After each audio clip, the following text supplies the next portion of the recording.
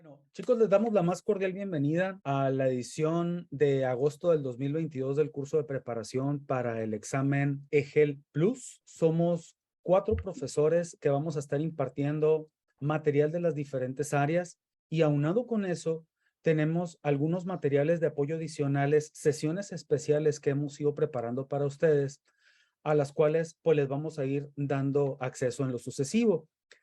Me presento rápidamente, yo soy el profesor Gregorio, está con nosotros el maestro Benjamín, el maestro Pavel y la maestra Sobeida. Ahorita les vamos a dar una oportunidad para que se presenten cada uno de ellos. Y tenemos calendarizados los diferentes días para la intervención de cada uno de nosotros. Yo voy a estar con ustedes el día de hoy y el día de mañana abordando una temática completamente nueva a la que hemos visto en los cursos pasados. Los maestros también han estado preparando materiales nuevos. Esto como apoyo adicional, ya que como les comentaba en cursos pasados hemos ido generando diferentes materiales y como ya los tenemos preparados, pues entonces podemos darnos un poquito la libertad de abordar otro tipo de temáticas que también vienen incluidas en el examen. Entonces, sin más preámbulos, les voy presentando a los profesores. Está conmigo ya conectado el maestro Benjamín Berreyesa. Maestro, ¿está por ahí? Listo, ¿qué tal? Buenas tardes. Buenas tardes. Platíquenos un poquito. ¿Quién es usted? ¿Qué hace? ¿A qué se dedica? ¿Qué tal? Saludos a todos. Pues mi nombre es Jaime Berreyesa, soy maestro del Tecnológico Nacional de México. Tengo ya bastante tiempo, 17 años, ¿no? En la parte impartiendo clases y trabajando también en la parte profesional, ¿no? Aquí ya llevamos varias versiones del examen, del curso de preparación para lo que es el examen. Ya llevamos varias ediciones y hemos ido perfeccionando toda esta parte, ¿no? En mi caso, a mí me va a tocar trabajar con ustedes la parte de formulación y evaluación de proyectos, algo aunado un poco a lo que comentaba el maestro Gregorio. El curso está diseñado más que en sí como la clase de escuela, hacia un enfoque en el que ustedes puedan, o como lo dice su nombre, no prepararse para contestar el examen. Vamos a darles muchos tips, muchos trucos y para que se ubiquen rápido en las situaciones o en los problemas y puedan contestarlo de la manera más eficiente posible. Entonces, en mi caso, pues bueno, vamos a ver lo de formulación, toda la parte financiera, toda la parte de proyectos, VPN, intereses, todo ese tipo de cuestiones que te justifiquen un proyecto de inversión. Es importante lo que vamos a ver, bueno, que van a ver conmigo en esta cuestión. Y pues mucho gusto recibirlos a todos. La verdad les digo, anímense, participen, pregunten. Vamos a estar haciendo pues muchos ejercicios. Es importante que lo hagan por ahí en plataforma, que ahí les vamos a compartir.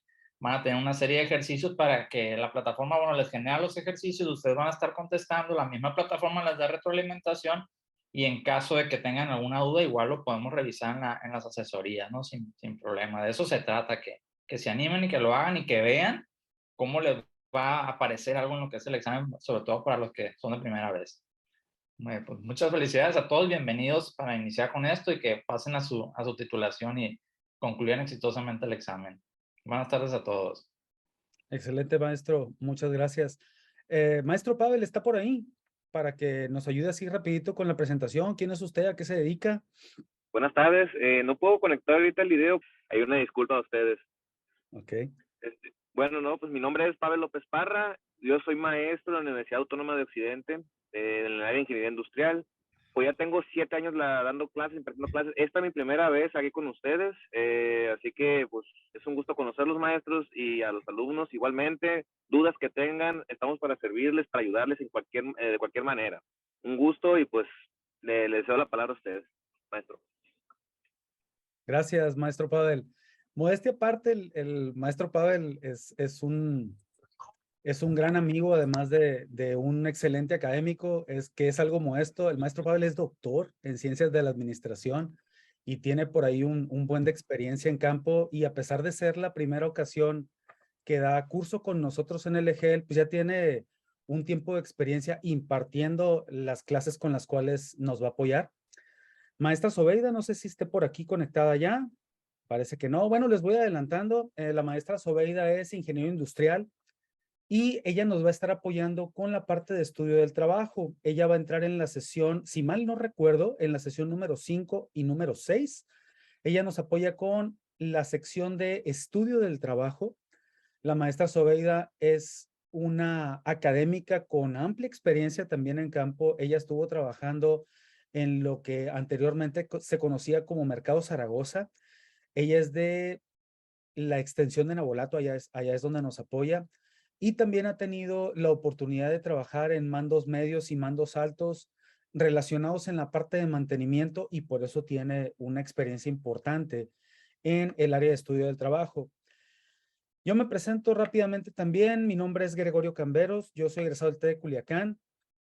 Más de alguno de ustedes pudiera pensar por si les ha tocado ver los materiales o ya ha tenido la oportunidad de conocerme antes, que soy ingeniero industrial. Pues no, yo soy egresado de la carrera de Ingeniería Electrónica de aquí del Tecnológico de Culiacán. Sin embargo, tuvimos la oportunidad de trabajar algunos años por allá en frontera en industria de transformación y también la oportunidad de estudiar una maestría en ciencias de la administración con especialidad en ingeniería industrial. Entonces, por ahí le conocemos un poquito también. Y aunado a lo que comentaba el maestro Berreyesa, esta es la ocasión número 13 que impartimos este curso. Lo hemos hecho de manera continua en las 3 oportunidades en los últimos 4 años y por ahí tuvimos la oportunidad de impartirlo de manera presencial. Entonces, a grosso modo, esa es una presentación muy breve de quiénes somos. Y antes de empezar a trabajar, les voy a pasar algunas recomendaciones que vamos a hacer para hacer más dinámicas las sesiones. De entrada les platico lo siguiente. Como recordatorio a los que se han ido conectando poco a poco, les decimos que nosotros, a pesar de ser docentes, no somos sus profesores en esta sesión. Somos más bien así como sus compas instruidos y ustedes son nuestros clientes. De esa forma, les vamos a poder ayudar de la mejor manera posible. El grupo de WhatsApp que nosotros formamos es precisamente para eso, para que ustedes puedan apoyarse con tips, sugerencias, recomendaciones, entre muchas otras cosas. Es importante que les mencione que dentro del grupo hay personas que ya tienen por lo menos una ocasión presentada el examen EGEL y ellos tienen información de primera mano de cuáles son las preguntas que vienen y de hecho nosotros hemos basado el curso precisamente en esas recomendaciones. Algunos de los ejemplos los hemos hecho para cuadrar las explicaciones con las temáticas que se ven en las escuelas. Ahorita vamos a preguntarles rápidamente a quién estamos impartiéndole el curso y de esa forma la idea que tenemos al mencionarles esto, al mencionarles que hay personas que ya tomaron el curso, pues es que se puedan apoyar con ellos. Les comentaba que lo vamos a basar en el formulario publicado por Ceneval. Ese formulario nosotros ya lo compartimos en la plataforma a la cual le vamos a dar acceso. Si ya tuvieron la oportunidad de revisarlo, es el que estamos proyectando en este momento en pantalla y este formulario está actualizado al mes de julio del 2022. Se van a dar cuenta que el formulario viene indexado, es decir, en las primeras páginas donde viene el índice de los formularios, viene la fórmula que se está atacando y viene en algunos de los casos alguna descripción interesante de dicha fórmula. Aquí les vamos a pasar algunos tips interesantes relacionados con ellas. Por ejemplo, muchas de estas fórmulas utilizan acrónimos conocidos por ustedes. Es decir, cuando ustedes estudiaban en la carrera se los mencionaron de cierta forma. Sin embargo, en el caso, por ejemplo, de EGEL de Ceneval, las menciones las hacen un poco diferente. Por ejemplo, voy a poner un caso muy puntual aquí. En la sección de cadena de suministro, la fórmula indicada como promedio móvil simple, si algunos de ustedes acaban de egresar, pues recordarán que la mayoría de los profesores la titulábamos como F en lugar de S. Para nosotros era una F de forecast, pronóstico en inglés. Si ustedes observan, Ceneval utiliza diferentes acrónimos. En teoría, todo lo relacionado con pronósticos de la demanda se tendría que titular de la misma manera, ya sea con una F o con una S. Sin embargo, podemos ver en la segunda de las fórmulas que el acrónimo no está titulado con una S, sino con una X. Y para hacer el cálculo de un pronóstico utilizando el método del promedio móvil ponderado, pues es importante que lo puedas ubicar rápidamente por ese acrónimo.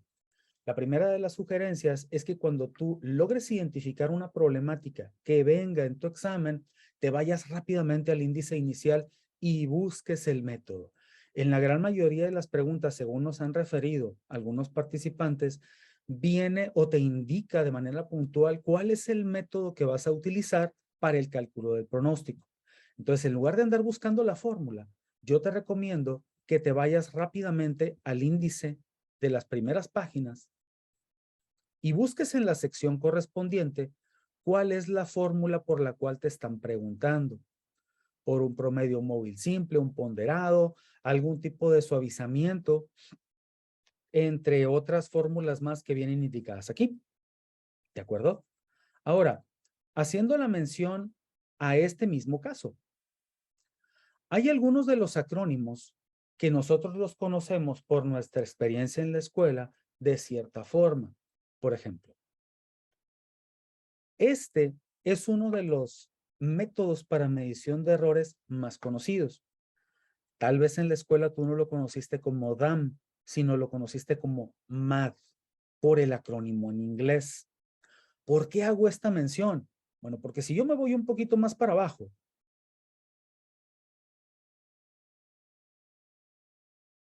resulta que otro de los métodos para medir errores, que se llama MAPE, seguramente tú lo viste como MAPE y no como EPAM, error porcentual absoluto medio en español.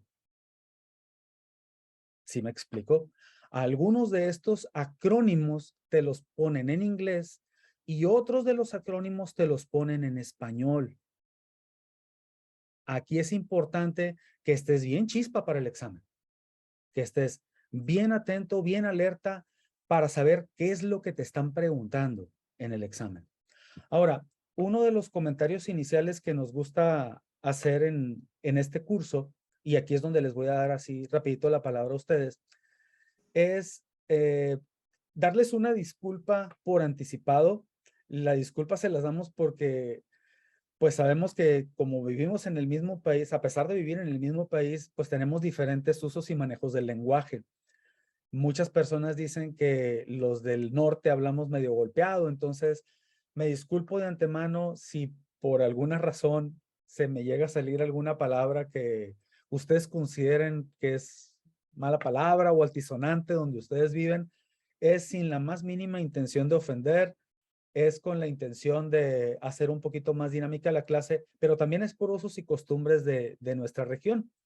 Esto se los comento porque tenemos participantes que son, les platico así rápidamente, tenemos a alguien de Baja California, de Aguascalientes, de la Ciudad de México, tenemos personas de Sonora, de Puebla, de Guerrero, del Estado de México, de Oaxaca, de Hidalgo, tenemos uno de Chihuahua, tenemos uno de Querétaro, uno de Michoacán, potencialmente está por confirmar una persona de Guatemala, un mexicano que se fue a radicar allá, la empresa en Guatemala le pide que se titule y le acepta el examen EGEL mexicano.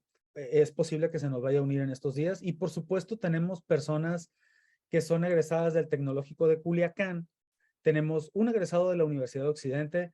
Tenemos por ahí también un participante, de la hermana República de Nabolato, que es un municipio de Sinaloa.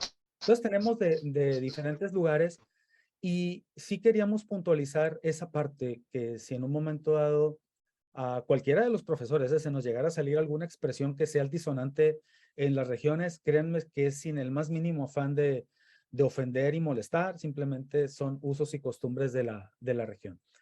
Entonces, platíquenos un poquito de ustedes antes de empezar. ¿Quiénes son? ¿A quién le estamos dando el curso? ¿Acaban de egresar? ¿Cuántos tiempo tienen que salieron? ¿Ya están trabajando? ¿En qué trabajan? Para tener una idea un poquito más clara de a quién le impartimos el curso. ¿Quién se anima? Así rapidito.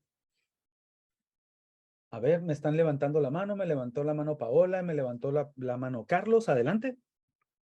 Hola, mi nombre es Paola, soy de aquí del centro de la República, de Hidalgo en específico.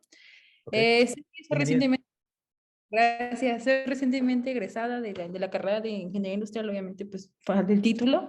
Okay. Acabo de salir de residencia, entonces pues estoy ahorita enfocada en el título. Bien, perfecto. Perfecto, Paola, muchas gracias. Por ahí, Carlos. Hola, buenas tardes. Mi nombre es Carlos Héctor Sánchez López, soy de Navolato. Igual como mi compañera, salí en diciembre de mis prácticas, Okay. pero pues en lo que fueron las materias se me atravesó el COVID. Entonces, digamos que no, tal vez no aprendí lo suficiente. Tal vez sí pudiera hacerlo, pero me siento confiado con el examen y vamos a intentarlo así. Excelente, Carlos. Excelente. De hecho, una recomendación es échale todas las ganas para el examen, pero si también tienes la oportunidad de explorar la posibilidad de titularte con residencias, no la desperdicies. Serían dos vías diferentes que pudieras tardar. Pero qué bien. Mario, ¿qué tal? ¿Cómo estás? ¿Qué tal? Buenas tardes. Bienvenido, Mario. Bueno, pues yo tengo aproximadamente 5 años que egresé de la carrera allí en el TEC de Culiacán. Ya Perfecto. me encuentro trabajando, pero pues me falta lo más importante, ¿no? La titulación. Te lo Pero están pidiendo en el trabajo, Mario. no me lo están pidiendo. Yo ya quiero, ¿Quieres cerrar el ciclo? bueno, quiero cerrar el ciclo, sí. Excelente. Excelente. Bienvenido, Mario. ¿Dónde trabajas si no es indiscreción? No, en Laufer. ¿Disculpa? En Laufer es una desarrolladora inmobiliaria. Ah, excelente. Y Arturo, tiene su manita levantada. ¿Qué tal, Arturo? ¿Cómo estás? ¿Y qué tal? Buenas noches o buenas tardes por allá, no sé cómo esté. ¿Dónde estás, Arturo? Yo estoy en la ciudad de Querétaro, ya Querétaro, radicado, bienvenido.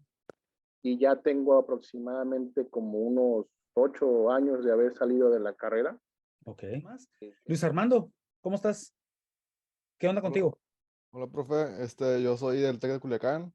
Yo Bienvenido. acabo de egresar en junio, Ok. acabé las residencias apenas. Y pues me quiero titular. Voy a explorar las dos opciones, igual como usted dijo, por el proyecto o por el examen. Y Excelente. pues actualmente trabajo en Grupo Coppel. Ahí estamos, apenas un mes empecé. Y Excelente. pues espero pasar el examen. Y vamos a cerrar con Kevin. Muchas gracias, Luis. De nada. Cerramos con Kevin. ¿Qué onda contigo, Kevin? ¿Quién eres? ¿A qué te dedicas? Hola, profe, buenas noches a todos. Buenas noches. Bueno, yo soy Kevin Tellez, soy de Pachuca, soy egresado del Instituto Tecnológico de Pachuca de la carrera de Ingeniería Industrial. Yo egresé en diciembre del año pasado. Yo actualmente estoy residiendo en Querétaro más o menos hace un año. Ok. Llegué aquí por prácticas, bueno, por residencia profesional a la empresa Safran. Ok. Pues ya gracias a Dios aquí me quedé a trabajar, ya llevo 4 meses trabajando. Excelente. Entonces ahorita ya estoy aquí para acabar totalmente y ya tener mi título primeramente. Excelente. Muchas felicidades. Y a todos, bienvenidos. Por ahí ya he tenido la oportunidad de platicar muy brevemente con algunos de ustedes. Sé que tenemos por ahí incluso hasta un egresado del 2006 por allá, que egresó de la carrera, se metió a trabajar y por necesidades, pues ahora requieren el título, ¿no? Entonces, la parte positiva es que están decidiendo cerrar el ciclo, lo cual es bastante bueno. Y pues ahí es donde entramos nosotros con el apoyo para ustedes. Ahí ya estamos casi listos. Vamos a hacer un par de recomendaciones finales, muchachos, para efecto de darle un poquito más de dinámica a la presentación. Yo voy a utilizar diapositivas para hacerles la presentación de los temas que me va a tocar ver con ustedes. Yo voy a estar participando en las secciones de sistemas operativos de manufactura y servicios y en la parte de gestión de la cadena de suministros. En el TEC de Culiacán yo tengo la oportunidad de impartir desde los primeros semestres, desde probabilidad y estadística, y llegando hasta las materias de control estadístico de la calidad, pasando por las AOs. Por ahí tenemos un ratito de experiencia trabajando con estos temas. Y al mismo tiempo voy a hacer uso de una cámara secundaria donde les voy a explicar algunas de las temáticas que requieren cálculo manual. Es importante mencionarles, y esto lo podrán corroborar con los compañeros quienes ya presentaron por lo menos una vez el examen EGEL Plus, viene mucha teoría. En la última versión del examen vino mucha teoría. Sin embargo, también vinieron muchos problemas. Y ahí es donde entramos nosotros con el simulador de examen que les estamos ofreciendo. Por eso les pedía que llenaran el formulario que pasamos a través del grupo de WhatsApp, por donde estamos coordinando el curso, para que ustedes puedan practicar cuantas veces así lo deseen, la parte de la teoría y la parte de los problemas. Cada día lo estamos alimentando con más y más reactivos. Sin embargo, cada vez que tú lo presentes, por lo menos en la parte de los problemas, si te cae el mismo problema, te van a caer con diferentes datos. Al mismo tiempo, les quiero hacer la petición, dos peticiones relacionadas con las intervenciones de ustedes. La primera es, si ustedes desean levantarme la manita, no tengo ningún problema, lo pueden hacer. No obstante, en las experiencias que nosotros hemos tenido en cursos pasados, nos hemos dado cuenta que puedes intervenir y no pasa absolutamente nada, ¿no? Sin embargo, si ustedes ya se acostumbraron a levantar la manita para participar, perfecto, no hay ningún problema. Y la otra recomendación es que en la medida de lo posible, yo voy a estar apagando micrófonos. La intención es que la grabación, como les había mencionado, van a estar disponibles las sesiones grabadas. La idea es que quede lo más limpia posible la presentación. ¿Les parece? Si ustedes tienen alguna participación o quieren mencionar algo para complementar lo que nosotros estamos diciendo dentro de las presentaciones, tienen total libertad para abrir los micrófonos. ¿Les parece? Estos son los temas contenidos en el formulario que me va a tocar abordar con ustedes. Muchos de estos temas seguramente ustedes los vieron o desde la materia de probabilidad y estadística, pasando por las estadísticas inferenciales, la estadística 2 y el control estadístico de calidad. Yo voy a ir tan rápido como ustedes lo permitan, ¿sale? Repito, ustedes me pueden interrumpir cuando lo deseen, cuando tengan alguna duda.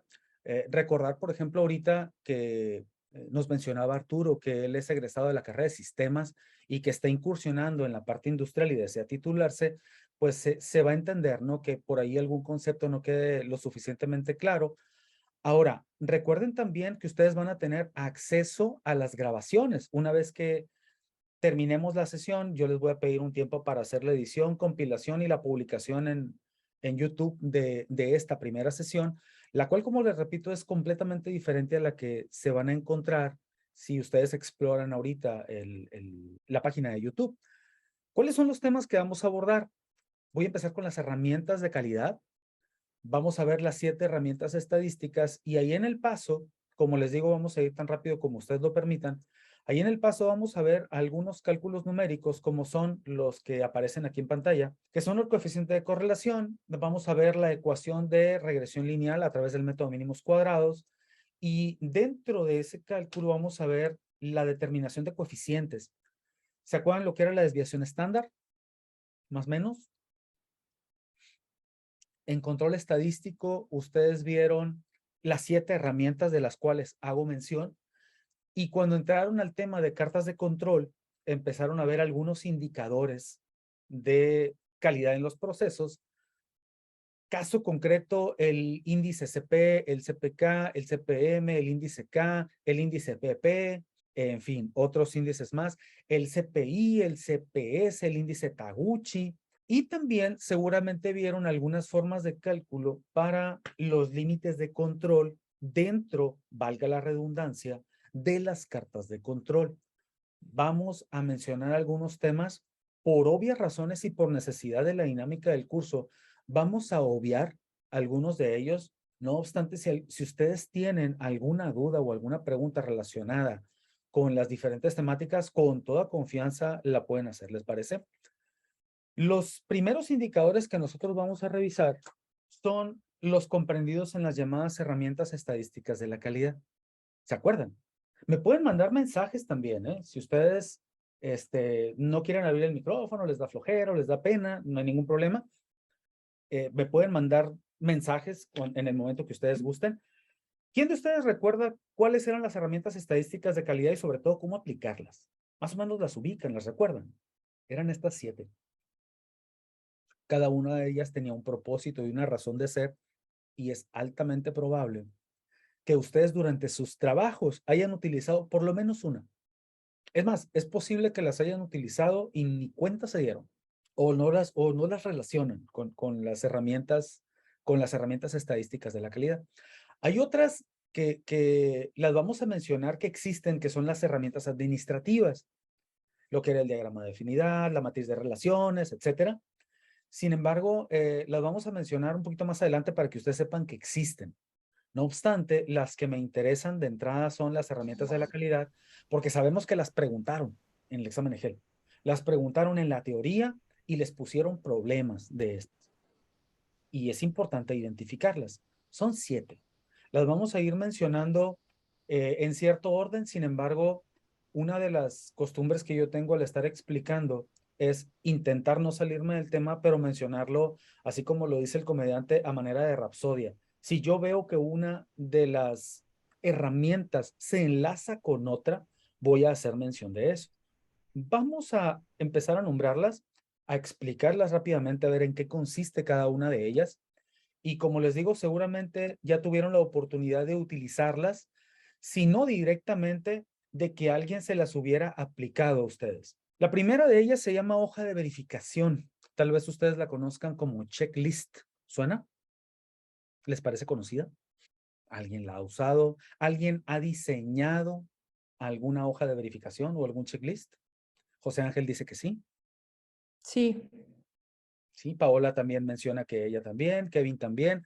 Pero, ¿qué han hecho? ¿Han diseñado o han usado? O ambas.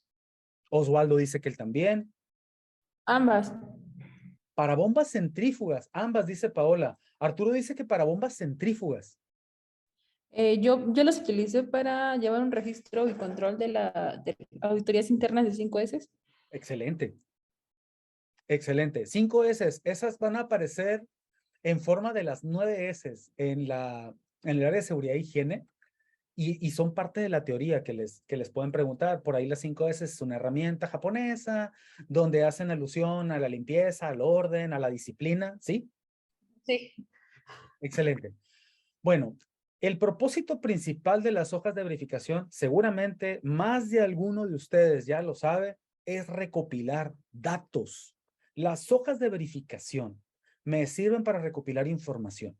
Seguramente ustedes ya tuvieron la oportunidad, si no de desarrollarlas o de diseñarlas, por lo menos se las aplicaron o las han usado. Si ya has tenido la oportunidad de llevar, por ejemplo, tu carro a servicio, el que te recogió el carro para hacerle el procesamiento y que le hicieran el servicio, te aplicó un checklist. Ya verificó o le tocó la oportunidad de verificar si tu carro traía algún golpe con esta serie de imágenes que vienen en la parte de abajo. Vio con cuánta gasolina se lo entregaste o con cuánto kilometraje. Y eso tú lo vas a firmar para verificar o para dar validez, por llamarlo de alguna forma, a las condiciones en las cuales tú estás dejando el coche. Con este tipo de herramientas, y como ya lo mencionaba Paola, pues la idea es recopilar información y el uso y manejo de esa información pues tiene distintos propósitos. ¿Están de acuerdo?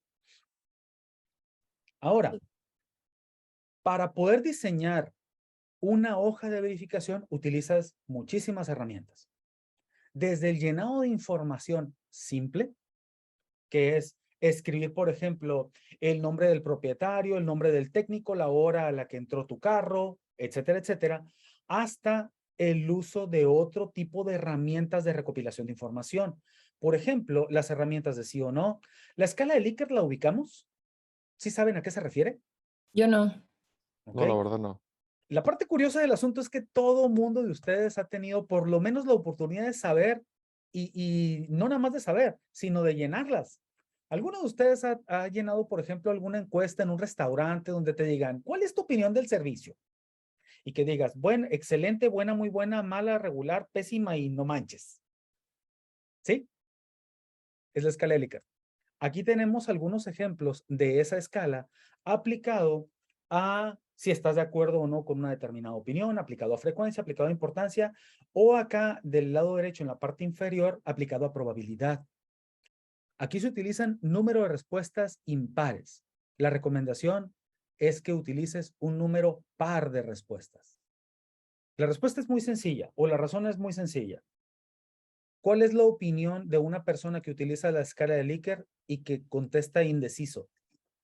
Que contesta ocasionalmente, moderadamente, ocasionalmente. Ya No te da una sirve. tendencia. Digo, Exacto, si contesta si escoge la respuesta en medio, no te dice para dónde se va. No te dice si se va a favor o se va en contra. Y la mayor parte de las personas, cuando responden una pregunta y que utilizaste un número impar de respuestas y seleccionan la de en medio, pues básicamente es un dato que no te sirve mucho. Aquí se recomienda ampliamente que sea un número par de respuestas. 4, 6, 8, 10, 12. Puedes utilizar un número impar de respuestas. Se recomienda poco, pero lo puedes utilizar con preguntas que pudieran ser preguntas de control o que no tuvieran mucha importancia estadística. Aunque también seguramente ustedes vieron en las materias de marketing que cuando tú tienes la oportunidad de encuestar a alguien, de encuestar a un cliente potencial, el tiempo es altamente valioso. Pongo un ejemplo rápido. Imagínate que tú vas caminando por la calle y te aborda alguien que está vendiendo algo. Te aborda un ejecutivo de venta de un banco o te aborda un ejecutivo de ventas de teléfonos celulares. Ya ven que son bien agradables estos chavos. Con todo respeto al que trabaja ahí, ¿no? Ya ves que son bien agradables y bien sutiles para venderte. De buen humor, ¿cuánto tiempo les das? La verdad, la neta. ¿Cuánto tiempo les das? De buenas. 2 minutos. 2 minutos, eres bien compa, Carlos. Los primeros segundos. Los primeros segundos, 1 minuto, dicen por acá. 10 minutos, dice Kevin. Kevin es bien buena onda. Seguramente serías un cliente fácil de abordar. Juan Pablo dice que 30 segundos. Yo creo que estaría por ahí más o menos entre 15 y 30 segundos de buenas. Ya pasaron los 30 segundos y ya te quieres ir. Los 15 segundos y ya te quieres ir. Entonces, ¿qué implica? Que tus preguntas diseñadas, eso te lo enseñan en el marketing, que tus preguntas diseñadas tienen que ser preguntas bien efectivas, que puedan recopilar la mayor cantidad de información posible en poco tiempo. Luis Armando dice que 2 segundos. Parece chiste, pero es una realidad de mucha gente. ¿Qué puedes hacer en 2 segundos con un cliente difícil como Luis Armando? Sí, ¿no? Si no, es una buena respuesta. Ahí, por ejemplo, lo que yo haría, tuve la oportunidad de trabajar para Movistar hace algunos años en gerencia operativa. Ahí lo que yo haría sería decirle en esos 2 segundos una frase promocional contundente que intentara llamar su atención. En el tiempo que yo trabajé, por ejemplo, para Movistar, apenas se empezaba a eliminar el roaming. Nos salíamos a la calle y le decíamos, ¿sabías que con Movistar ya no paga roaming? Y ya nos metíamos, porque había clientes, como lo menciona Luis Armando, que te daban 2 segundos, 3 segundos. Y entonces, en aquellos años, estoy hablando de que yo trabajé para Movistar entre el 2008 y el 2011 como gerente operativo en Sinaloa, Sonora. En aquel entonces acaban de quitar el roaming. Entonces, el mensaje promocional de nosotros era ese. ¿Sabías que con nosotros ya no paga roaming? Y ya nos metíamos. Si dábamos con el cliente que estaba buscando la opción para ya no pagar roaming, se iba caminando, le hacía loco y regresaba a los 2 minutos, 3 minutos, 5 minutos. Ya lo teníamos en el local. Obviamente, pues no funcionaba para todos, ¿no? Pero si generabas impacto en 1 de cada 10, por ejemplo, era excelente. Siguiendo con el resto de las formas de obtención de información, tenemos la opción gráfica, que era la que les mostraba hace un momento con el coche. Tenemos escalas numéricas del 1 al 10, donde 10 es la máxima calificación y 1 la peor. ¿Cuál es tu opinión de tal cosa? Y selecciones múltiples. Aquí podemos utilizar esta opción cuando nos hacen una pregunta y tenemos la oportunidad de dar más de una respuesta. Por ejemplo, selecciona, se me ocurre, ¿no? Las 3 marcas de coche que tú comprarías. No solamente te irías por una, puedes tener hasta 3 para responder. Esta información es la que podemos, o de esta forma es como podemos obtener información para las hojas de verificación. Estratificación. Es la segunda herramienta estadística. ¿Qué rollo con esta? ¿De qué se trata? ¿Para qué sirve? ¿Qué significa estratificar? ¿Les suena el concepto? Les recuerdo rápidamente. En la materia de probabilidad y estadística y en estadística inferencial 1, ustedes vieron las formas de muestreo aleatorio. Y formas de muestreo aleatorio había 4. Muestreo aleatorio simple, sistemático o sistematizado, muestreo por conglomerados y muestreo estratificado. Probablemente a alguno de ustedes les suene por esa última clasificación de las formas de muestreo aleatorio. La estratificación consiste en clasificar información. Clasificarla siguiendo algún criterio. Cuando teníamos los muestreos aleatorios en probabilidad y estadística inferencial, utilizábamos diferentes criterios para clasificación. La idea es subdividir elementos en categorías donde se le parezcan. Si lo traspolamos a la industria y en un momento dado, por ejemplo, estamos haciendo una inspección de calidad donde detectamos un determinado número de defectos, la estratificación consistiría en la clasificación de dichos defectos. ¿Qué formas de clasificación puedo utilizar? Pues son muy diversas. Puedo utilizar clasificaciones considerando, por ejemplo, departamentos, áreas, secciones o cadenas de producción. ¿De qué línea salió el producto defectuoso? ¿Quién lo detectó o quién lo armó o quién lo ensambló? Puedo clasificar, por ejemplo, a los operadores ya una vez que haya determinado cuántos y quiénes. Víctor dice dividir en grupos. Es correcto, eso es estratificar. Si yo ya clasifiqué a los operarios, los puedo subdividir por experiencia, edad, sexo, turno o la categoría o clasificación que a ti se te ocurra. Aquí, por ejemplo, pudiéramos aplicar este conocimiento para hacer una segunda, tercera, cuarta, quinta subdivisión sobre un mismo grupo de datos. A eso se le conoce como estratificación por niveles. Ahí sería una estratificación de primer nivel, de segundo nivel, de tercer nivel, etcétera. Y esto con la intención de dar con la raíz de una problemática.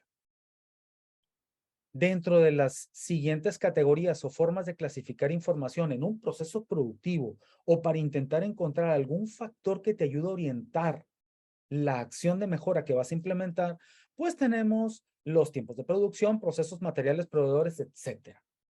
La que a ti se te ocurre mientras sea objetiva es correcta. Objetiva me refiero a cuantificable. ¿Ok? Planteemos un problema rápidamente.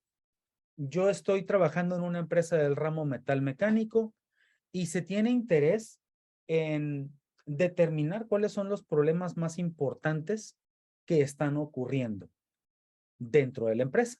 Se encontraron un total de 121 artículos defectuosos y se decidió hacer una estratificación de defectos. Las que se me ocurren a mí son 2 estratificaciones, una de primero y una de segundo nivel. Una de primer nivel sería la razón de rechazo. Y aquí estoy haciendo una clasificación del número de piezas o el número de artículos que fueron rechazados del proceso productivo de acuerdo a esta razón de rechazo que se señala aquí. 33 por porosidad, 60 por llenado, 5 por maquinado, 16 por molde y 6 por ensamble. Ahí estoy haciendo una estratificación o una clasificación de elementos. Sobre esa clasificación inicial que yo realicé, voy a realizar una de segundo nivel que es por el tamaño de las piezas. Eso significa que cada una de ellas va a ser subdividida en una segunda categoría de estratificación. Las voy a subdividir en piezas chicas, medianas y grandes. Es decir, yo voy a tener en total, hipotéticamente, 15 razones de rechazo. ¿Cuáles son esas 15? Porosidad en piezas chicas, porosidad en piezas medianas y porosidad en piezas grandes. Ahí llevo 3. Y si esas 3 las multiplicamos por las 5 razones de rechazo, pues me van a dar las 15 de las cuales hablo.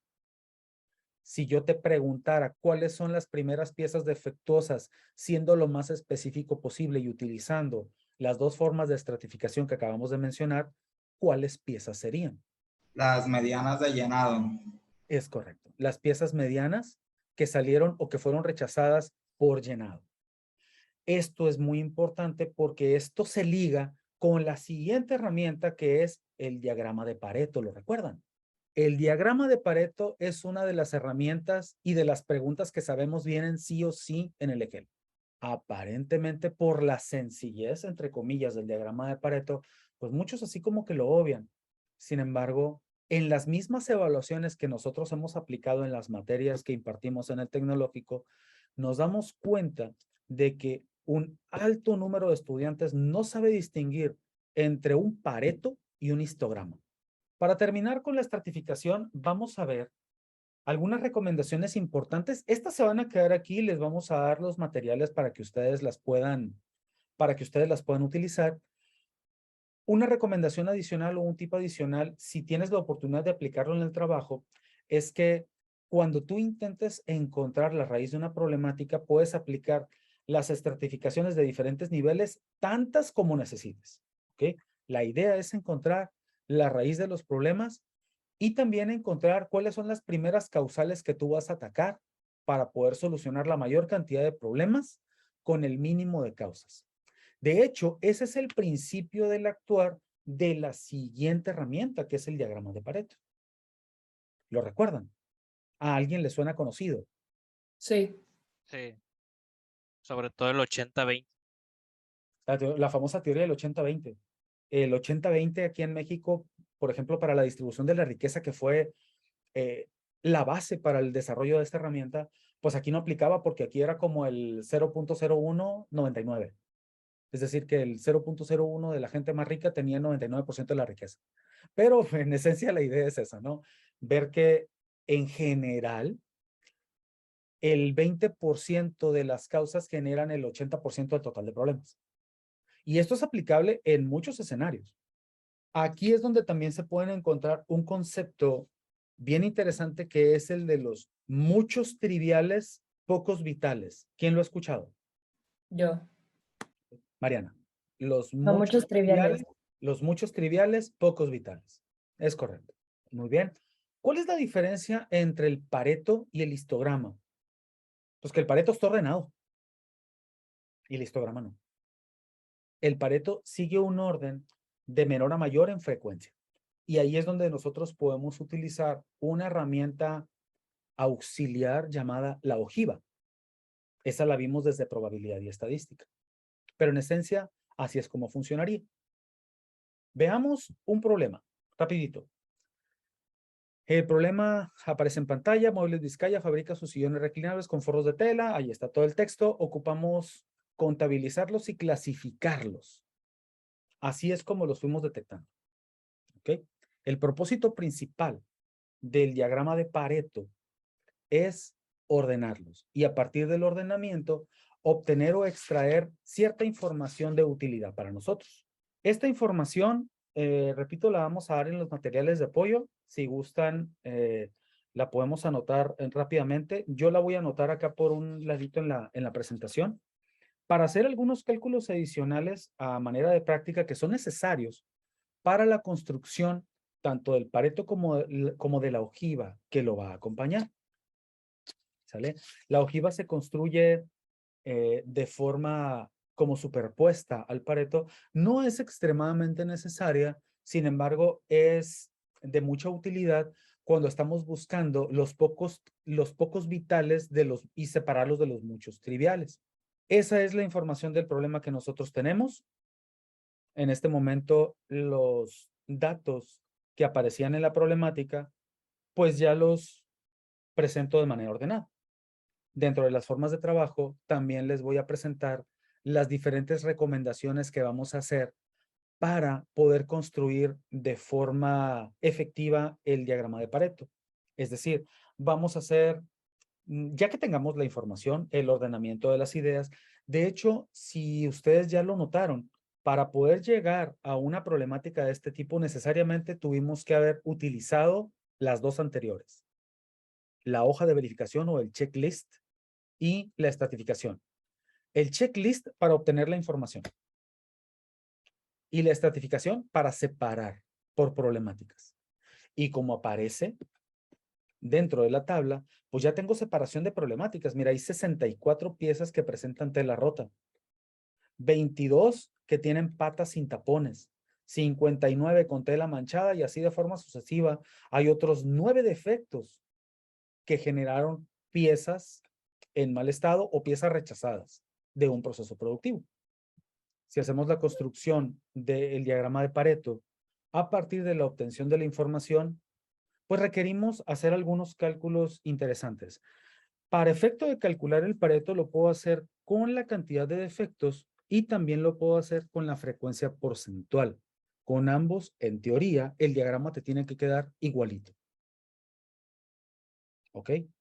Y para las ojivas podemos utilizar la cantidad de defectos acumulados porque la ojiva es creciente hasta llegar a un determinado porcentaje total, que en este caso es el 100%, y al mismo tiempo con la frecuencia. Bueno, en cantidad de defectos llegarías al número total de defectos. ¿Alguien por pura casualidad o curiosidad ya hizo el cálculo de cuántos defectos totales tengo?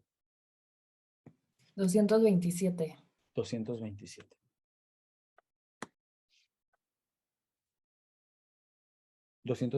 artículos defectuosos. Cuando yo construya la ojiva utilizando como base la cantidad de defectos, el número final que va a dar en la cresta de la ojiva va a ser el 227. En la forma porcentual, pues el número final sería el 100%.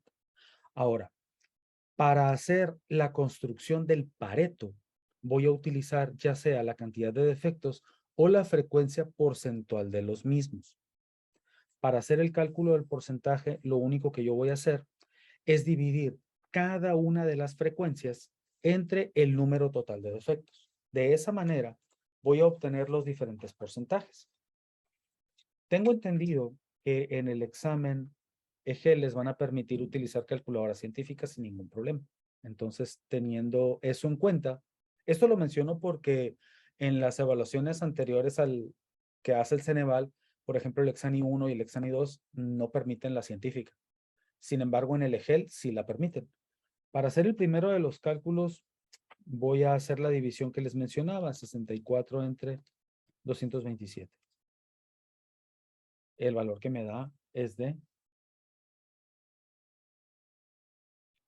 28.19%. Podemos utilizar una tercera forma de frecuencia, es poco común, pero también es de utilidad, que es la frecuencia relativa. ¿Sale? En este caso la frecuencia relativa sería 0.2819. Al obtener la porcentual es la multiplicación de la relativa por 100. El segundo de los ejemplos quedaría 59 entre 227 y me daría 25.99%. Con el tercero, 46 entre 227 me da 20.26%. Y de esa misma forma voy a calcular todos los demás. Al final, ¿cuánto debe darme? 100%. Me debe dar aproximadamente el 100%. Si no me da 100%, debe darme algo muy cercano al 100%. ¿De qué va a depender ese muy cercano? De la cantidad de decimales que hayas utilizado. Para efectos prácticos, yo te recomiendo utilizar 2 cifras decimales, pero que hagas un redondeo correcto. Si tienes la posibilidad de utilizar hasta 4 cifras decimales, adelante. De estas 2 formas es posible construir el Pareto de forma porcentual, con la frecuencia porcentual, o con la cantidad absoluta de defectos. Para la construcción de la ojiva, que es la herramienta complementaria, pues vamos a hacer una suma acumulada de los defectos. Es decir, hasta el nivel que vayamos calculando van a ser el número de defectos que vamos a ir sumando. Por ejemplo, con el primero se está considerando nada más el primero de los defectos, que son 64.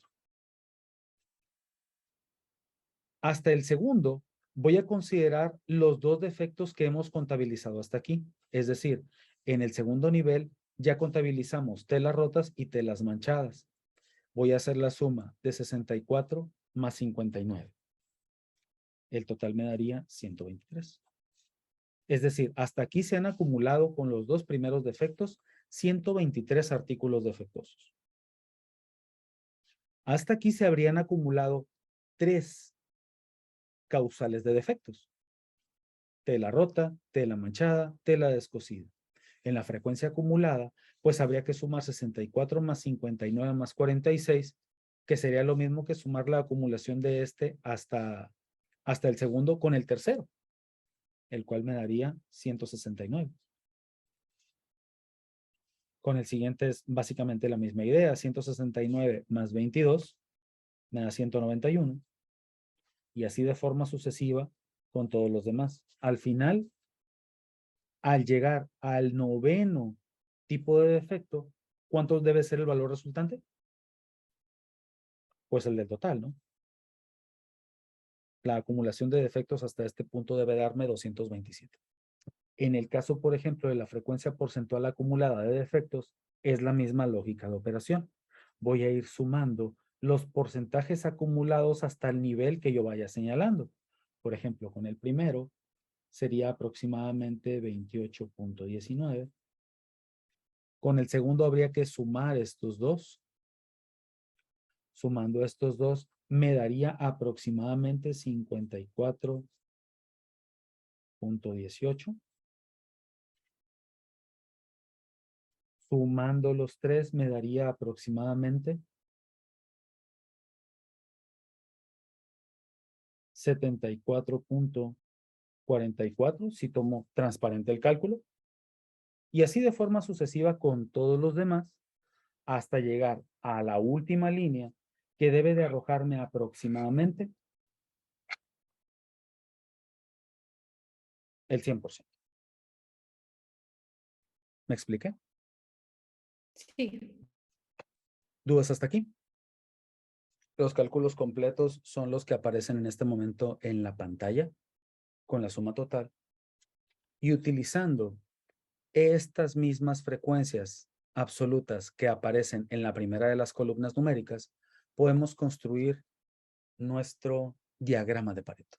Ahora, siendo muy puntuales, por ejemplo, en el uso y manejo del lenguaje, con la teoría del 80-20, con la famosa teoría del 80-20, ¿cómo quedaría construida la frase utilizando los datos que acabo de obtener? Es decir, el 20% de las causas solucionan el 80% del total de defectos. Aquí eso es cierto. Sería que los tres primeros, que la tela rota, la tela manchada y la tela descosida son el 80% de los defectos. Ok, Luis Armando dice que la tela rota, la tela manchada y la tela descosida. Se podía entender como una razón lógica, lo que está comentando Luis Armando. Pero siendo un poco más puntuales, ¿en verdad es el 20% y en verdad es el 80%? Es pregunta para todos. Yo diría que no. Mariana dice que no. Y si la respuesta es no, ¿cuánto sería? Digo, la teoría 80-20, como tal, con los números el 80 y el 20, no es propiamente infalible. Hay una lógica en esa teoría, que es la lógica de los pocos vitales y muchos triviales. Se estila decir que es el 80-20 de forma aproximada, de forma real. ¿Cuánto sería? Por ejemplo, en este problema, ¿cuánto sería? Les platico. El 84. ¿Perdón? El 84%. Sería el 84%. Les platico, miren.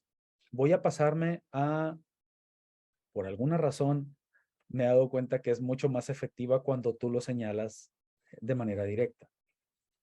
Fíjense bien. Estos 9 defectos que están aquí constituyen el 100% de las razones de rechazo. Constituyen el 100% de los defectos. ¿De acuerdo? Entonces, la tela rota, ¿qué porcentaje de los defectos representa? O no me lo des en porcentaje, dámelo en probabilidad. La tela rota, ¿cuánto representa de los defectos que aparecen? El 28%. El 28%. El 11, ¿no? El 11, dice Carlos. Díganmelo de forma lógica. La tela rota, dentro del Representa 64 de 227. 64 de 227. Eso es lo que dice Mariana. Carlos dio una respuesta bien interesante, ¿eh? Carlos dijo el 11%. ¿Sí, Carlos? Sí, yo me refería a que es uno de los 9 defectos. Ahí está la respuesta en lo que acaba de comentar Carlos. Miren, dentro del total de defectos, la tela rota representa uno de los 9. La tela manchada representa otro de los 9. Es un noveno, un noveno, un noveno, un noveno. Cada defecto representa una novena parte del total de defectos. ¿Sí estamos claros hasta ahí? Quiere decir que si yo selecciono 2 de los defectos, habré seleccionado 2 novenas partes. ¿Están de acuerdo? Sí. Si nosotros lo sacamos en porcentaje, 2 novenas partes representan el 22% de los defectos. Ahora, si yo corrijo el 22% de los defectos que se presentan con mayor frecuencia, ¿cuántos artículos habré arreglado? ¿Cuántos artículos defectuosos habré arreglado? 123. 123. Habré arreglado 123 artículos defectuosos, el 54% de los artículos defectuosos. Haciendo alusión a la teoría 80-20, esto se puede leer de la siguiente manera. Si yo corrijo el 22% de los defectos, arreglo un total del 54% de los artículos defectuosos. ¿Me expliqué? Sí. Sí. Esto que estoy mencionando es algo que suele causar mucha confusión, aún en las personas que ya egresaron de ingeniería industrial. Hay algunos que ven los diagramas y, pues ahí está el diagrama. Qué chido. Sin embargo, la parte fina de la interpretación a muchos nos falla. Si yo corrijo la tercera parte de los defectos, habré arreglado el 74% del total de artículos que fueron rechazados.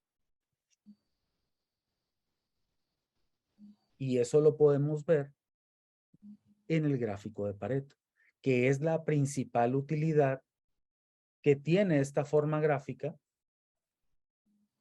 para poder identificar, como lo mencionábamos hace un momento, los pocos vitales de los muchos triviales. Es que este problema de los tornillos faltantes no damos con bola. ¿Dónde se están perdiendo? ¿Quién se los está robando? ¡Ey! Son 2 de 227 artículos. Lo vamos a tratar, pero resulta que tenemos aquí un grueso de artículos defectuosos y la producción sigue. Hagamos un repaso así, rápido de los posibles causales, porque vamos a ver otra herramienta que se llama el diagrama causa-efecto. Fíjense bien. Además va reduciendo los defectos, ¿no? Porque con estos 3 o estos 4, pues ya diste un gran avance para luego pasar a 4 y así sucesivamente, ¿no? Exactamente, exactamente. Porque ya nosotros nos iríamos, por ejemplo, con la eliminación de estos 3, ya nos iríamos al análisis de todos los demás. Ahora, viene una pregunta de los detalles finos que pudiéramos encontrar y que tal vez ustedes se la pudieran responder con la experiencia que ustedes tienen. Bueno, seguramente la van a poder responder. Fíjense los 3 defectos principales que ocurren aquí. Es tela rota, tela manchada y tela descosida. ¿Para dónde apunta el problema? Para la materia prima. Para la materia prima. De manera inicial, no estamos diciendo que ahí va a estar el problema, pero ya nos da una pista. Oye, los 3 defectos más frecuentes tienen que ver con la tela, tienen que ver con la materia prima, con el tapicero, dice Juan Pablo. Ahí está otra respuesta. Él, por ejemplo, ya se está viendo a la parte del proceso. Pero los que dijeron materia prima, ¿en quién pensaron? En el proveedor. En el proveedor de tela. Entonces, ¿para dónde apunta inicialmente? Él dice que para el proveedor. Efectivamente, ya te da una pista de por dónde puedes empezar a buscar. Juan Pablo también tiene razón, porque inicialmente nosotros apuntamos hacia el proveedor, pero ¿y qué tal si es el del proceso? Tela rota, manchada y descosida también pueden apuntar a una parte de mi proceso productivo. Pudiera ser una máquina defectuosa. Es decir, ya estamos empezando a buscar de manera puntual cuáles pudieran ser las causas de los defectos que estamos encontrando. Ya no estamos a tontas y a locas buscando. Ya tenemos 3 causales que apuntan de forma general a la misma causa, a la tela. Y si nosotros logramos, imagínate, por ejemplo, que diéramos con el problema y que encontramos que el proveedor está mandando defectuoso el producto. Con un solo análisis o con un solo grupo de análisis, que es la tela, ya pudiéramos corregir cerca del 75% de los defectos. 3 de cada 4 productos rechazados son por la tela. No sé si me di a entender la utilidad del diagrama de Pareto. Seguramente más de alguno de ustedes ya lo utiliza y posiblemente coincida con el análisis que estamos haciendo. ¿Qué les parece? ¿Hay algo que yo esté omitiendo aquí? ¿Todo bien? Parece que todo bien. Perfecto. Les voy a pedir... Entonces, Mande. ahí, ¿cuál sería la respuesta final? Esta. Te pidieron el diagrama de Pareto. Ahí lo tienes. Y si nosotros queremos encontrar los pocos vitales de los muchos triviales, ¿cuál sería tu respuesta? Pues los pocos vitales aquí los tienes, mira. Son 3 defectos que acumulan casi el 75% de los artículos defectuosos. Y esto lo obtuvimos con el Pareto. Con la clasificación y con el ordenamiento de la cantidad de defectos que se presentaron por estos causales. ¿Sí me expliqué? ¿Sí estamos bien, Kevin? Sí, gracias. No hay de qué. La 4ª herramienta se llama histograma. ¿Qué tal? ¿Todos sabemos hacer un histograma? ¿No tenemos problema con eso? Sí, no, más o menos. No me acuerdo, sí me acuerdo. Yo la verdad no me acuerdo. Yeah, ok. O por lo menos el nombre no me suena, no sé si lo vea. El nombre no le suena mal. ¿Qué dicen los demás? El histograma viene sí o sí. Sí, esto en el histograma. ¿Okay? Creo que la mayoría que utilizamos hoja de cálculo hemos tenido la oportunidad de construir histogramas de forma automática en el Excel. Sin embargo, sabemos de primera mano que vienen algunos ejercicios en los cuales tienes que hacer el cálculo o la construcción a mano. De hecho, en el EGEL, quienes lo vayan a hacer de manera presencial, pues hay que hacerlo ahí y hay que conocer las herramientas que me ayudan con el cálculo. Desafortunadamente, hay algunas formas que no vienen en el formulario y que se da por enterado que como pertenecen a los conocimientos básicos de probabilidad estadística, pues no te los ponen. O que en su defecto los puedes calcular de forma casi intuitiva, ¿no? Si ustedes recuerdan, en el histograma había algunos cálculos preliminares que se tenían que realizar para poder construirlo, ¿sale? Y la parte más engorrosa del histograma, pues es el conteo de datos, para no hacerles el cuento muy largo. Ahora, ¿qué es el histograma? El histograma es una herramienta gráfica. Esta herramienta te permite conocer cómo se está comportando la información general que tú estás manipulando. De nuevo, para poder construir un histograma, necesitas haber recopilado información, por lo menos. Para llegar aquí, necesariamente tuvimos que haber aplicado una herramienta que me hubiera permitido recopilar información. Y en este caso, pues pudiera ser el checklist. Para poder construir el histograma necesito una tabla de frecuencias que me arroje ciertos datos puntuales. 2 de ellos son los límites de clase. Otro de ellos es el número de clases que voy a construir y el último de ellos se llama frecuencia de clase. Es decir, cómo voy a contar la información. Para la explicación de esta herramienta, voy a utilizar un ejemplo que pudiera aplicarse en el mundo de verdad. Más que utilizar ejemplos hipotéticos maravillosos, vamos a utilizar un ejercicio que pudiera ocurrir en tu vida laboral, ¿sale? Si alguno de ustedes ha trabajado con flotillas, pudiera en un momento dado entender. Ahora, por ejemplo, que son muy comunes las flotillas de trabajo de Amazon, por ejemplo. Hay empresas que ya empiezan a hacer negocios con Amazon o los repartidores de manera independiente que empiezan a trabajar con Amazon. Tú llegas al almacén de ellos, te dan una determinada ruta, te dan un determinado número de paquetes y a entregar se ha dicho, ¿no? Y ellos obviamente con el análisis de información pues están evaluando de forma constante a sus choferes y a las empresas a las cuales les están dando concesiones. Este ejercicio no propiamente tiene que ver con eso, pero sí está relacionado con tiempos de entrega. Tiene que ver con una empresa que diseña tiempos de llegada y de salida de camiones.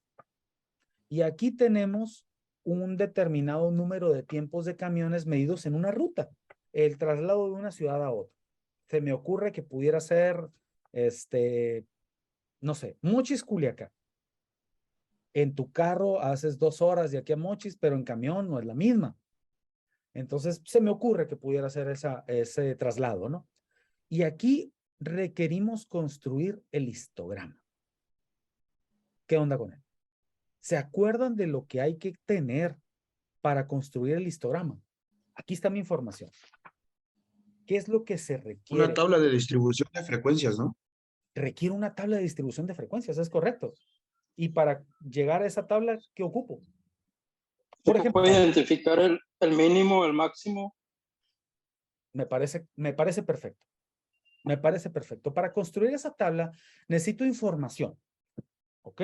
Para empezar, ¿cuántos grupos o cuántas clases voy a formar? Esa es la primera problemática que tengo que resolver. Y luego, ¿qué tan grandes necesitan ser esos grupos? ¿Ok? Voy a indicarles sobre el escritorio cuál es la información que yo necesito recopilar, y para no tardarnos mucho en eso, porque no es la idea, me voy a ir a una hoja de cálculo, me voy a ir al Excel. Sin embargo, voy a hacer una señalización de lo que requiero para poder obtener esa tabla de distribución de frecuencias que es necesaria para construir el histograma. ¿Ok? ¿Qué se ocupa? Ocupo el número de clases de entrada.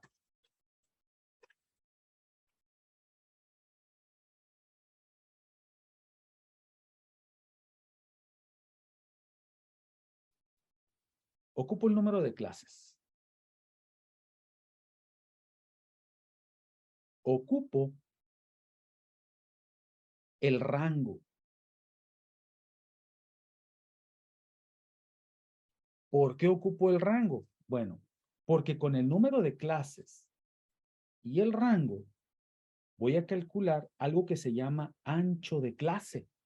El ancho de clase no es otra cosa más que la división entre el rango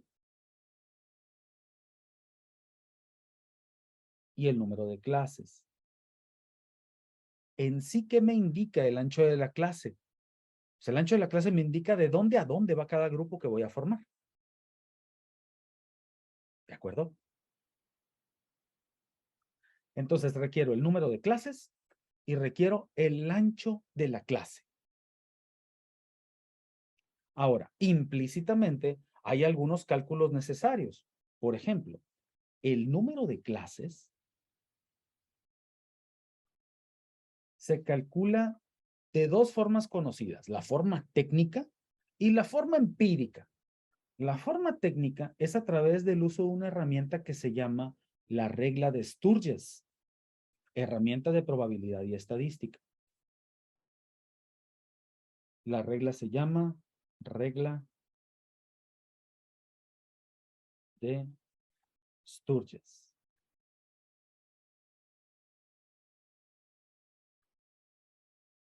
La forma empírica es calcularle la raíz cuadrada al tamaño de la muestra. Esa es la forma empírica de calcularlo. ¿Ok? No siempre da, puesto que es una forma empírica. Esta forma es un poquito más precisa y tiene por ahí un lineamiento especial dependiendo del tipo de resultado que obtengas. Habitualmente, al aplicar la regla de Sturges vas a encontrarte o vas a obtener, perdón, al aplicar la regla de Sturges vas a obtener un resultado con una cantidad entera y cifras decimales. Y hay una pequeña regla por ahí. En general, si el valor entero es par, vas a redondear al impar inmediato superior. Y si el cálculo te da un número entero impar, lo puedes redondear para abajo, lo puedes redondear para arriba. Es por criterio. Ahorita que estemos haciendo los cálculos, vamos a ver de qué estamos hablando, ¿sale? Evidentemente, por ejemplo, para el rango, pues requiero calcular el valor máximo dentro de los datos recopilados y a ese valor restarle el valor mínimo. ¿De acuerdo? Y para poder construir de forma más eficiente esa tabla de distribución de frecuencias, debo tener en consideración el tipo de datos con los cuales yo cuento. Si ustedes observaron, los datos que tengo son datos que se presentan con cifras enteras y que tienen hasta un máximo de 2 valores decimales a la derecha del punto. Eso lo tengo que tener muy en consideración, sobre todo cuando obtenga el valor del ancho de la clase. ¿Por qué? Porque el valor del ancho de la clase va a estar dado con el número de decimales que presentan mis datos. No tendría mucho caso que yo armara un ancho de la clase que tuviera una cantidad muy grande de cifras decimales, según yo, para darle precisión al cálculo, cuando en realidad mis datos se están presentando de forma máxima con un entero y 2 decimales a la derecha del punto. No sé si me doy a entender en esta parte. Ahorita lo vamos a ver con el cálculo a medida que lo vayamos obteniendo. ¿Les parece? ¿Qué es lo que vamos a hacer? Voy a salirme un poquitito de la presentación que tengo aquí y voy a copiar los datos. Y esos datos los voy a mandar a una hoja de Excel, que es la que tenemos y estamos mostrando ahorita en pantalla. Aquí voy a pegar todos los datos de este estudio. ¿Les parece? Ahí están. Y voy a hacer la obtención de la información. Evidentemente, si tú tienes la oportunidad de presentar el examen de manera presencial, pues no vas a tener el Excel a la mano. ¿De acuerdo? Quienes tienen la oportunidad de presentarlo en línea, dudo mucho que Ceneval les vaya a permitir que tengan el Excel a la mano. Sin embargo, pues en grado caso que lo pudieran tener, haría mucho más sencillo los cálculos, porque al final la parte interesante del histograma no es tanto la construcción, sino la interpretación del mismo. ¿Ok? Entonces, vamos a ver o vamos a obtener cuál es la información necesaria para la construcción de la tabla de frecuencias. Lo voy a hacer de la forma más explícita posible. Si hay algo que no quede claro, ustedes me dicen. O en su defecto, si la duda que tienes es cómo realizar el cálculo, pues va a quedar en la grabación. ¿Les parece? De entrada necesito calcular el tamaño de la muestra o el número de datos que yo estoy intentando procesar. A ese le voy a llamar N mayúscula. Voy a hacer un poquito más grande la pantalla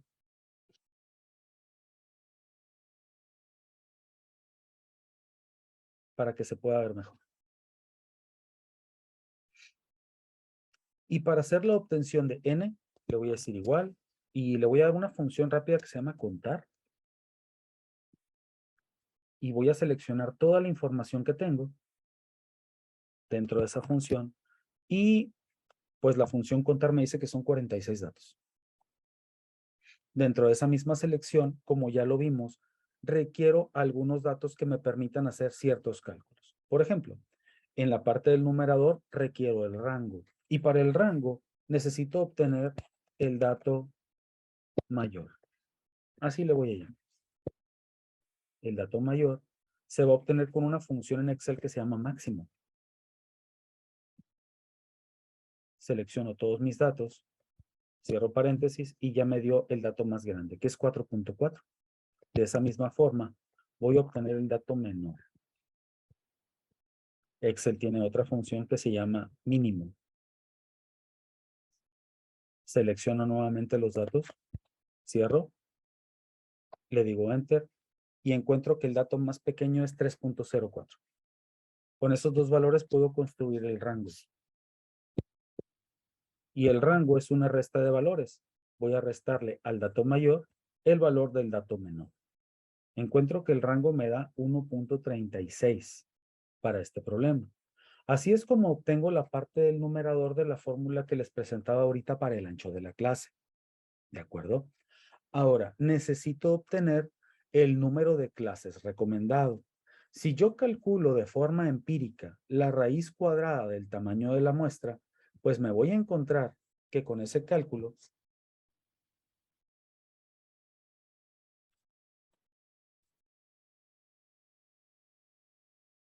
la raíz cuadrada de 46 me da 6.78. Quiere decir que aquí se recomienda que yo forme 7 clases. Lo voy a redondear al entero inmediato superior, según la forma empírica. Con la aplicación de la regla de Sturges para el cálculo del número de clases, pues voy a aplicar esta función que tengo aquí. Esta función es relativamente sencilla. Voy a utilizar la función logaritmo que viene marcada en la calculadora, que aparece justo sobre este lugar, y me pide que calcule el logaritmo del tamaño de la muestra. Lo voy a meter entre paréntesis. Logaritmo de 46. Logaritmo de 2. Ahí lo tengo. Son 5.52. Y que a eso le sume 1. El resultado aplicando la regla de Sturges me da 6.52. La cifra entera es par. La recomendación es redondear al entero impar inmediato superior, es decir, redondear a 7. Me daría justamente como me dio el cálculo empírico con la raíz del tamaño de la muestra. Ambos me recomiendan o ambos me arrojan que forme 7 clases. ¿Cómo dijo que era el redondeo en caso de que fuera impar? El redondeo en caso de que fuera impar, tienes el criterio de poderlo redondear ya sea al entero que te dio o al impar inmediato superior. Usualmente se estila redondear al entero impar inmediato superior, a pesar de que te haya dado impar. En ambos es el mismo criterio. No obstante, tienes la opción también, la regla de Sturges se maneja hasta cierto punto opcional, de redondear al entero impar que te haya dado. Aquí la aplicamos y vamos a decirle que el número de clases se va a obtener con esa regla que les acabo de mencionar. Le voy a decir igual a 1 más, abro paréntesis, y le voy a decir logaritmo. La función logaritmo aparece en Excel, logaritmo de 46. Dividido entre el logaritmo de 2. Ambos base 10. El resultado me da lo mismo que me dio ahorita con la calculadora, 6.52. El redondeo que voy a hacer es a 7. Y el cálculo que me interesa en esta parte es el ancho de la clase, el cual voy a abreviar como un AC.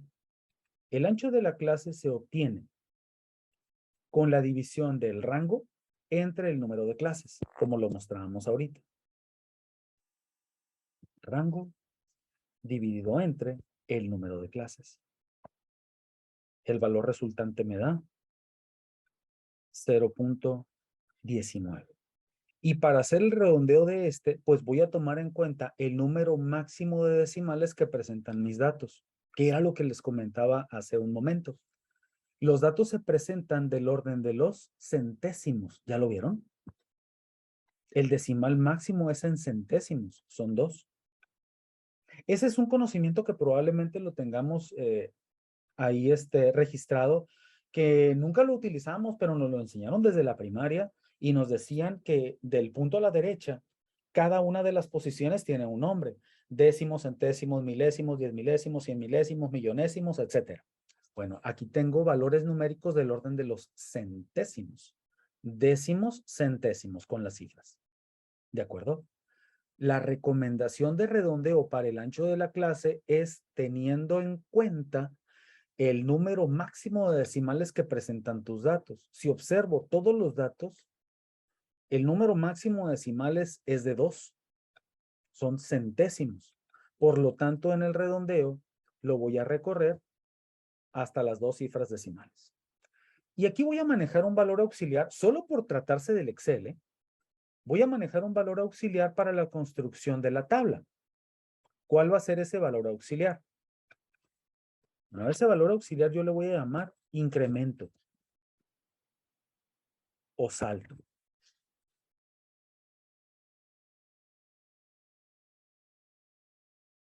Y como los datos están del orden de los centésimos, pues para mí mi incremento o mi salto va a ser de 1 centésimo. Les explico por qué. Imaginen que nosotros con esta información ya podemos construir nuestras clases y voy a formar la tabla de distribución de frecuencias que estamos intentando formar para la construcción del histograma.